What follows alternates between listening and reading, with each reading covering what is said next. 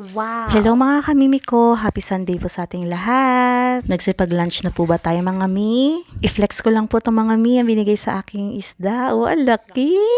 Yay! Ang tawag daw po dito mga kamimi ko, pampano. Grabe mga kamimi ko, kung bibilin mo siguro to sobrang mahal na sa palengke. Dito na po mga kamimi ko, nung naprito na siya. Ang sarap-sarap! Prito pala, ang sarap-sarap ng papakin. Grabe mga kami, ang sarap-sarap siguro nito pampulutan.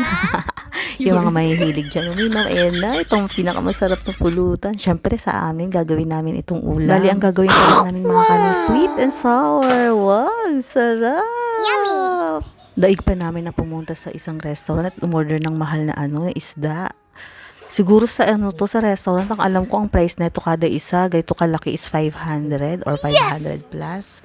Grabe, ang sarap-sarap talaga ng pagkakaluto. Siyempre mga mi, hindi sila ba ang nagluto niyan, kundi ang kapatid kong best cook namin. For sure, ang mga mimi ko na mahilig sa mga fish dyan, nag-crave na. Tara po mga mi, lunch na po tayo.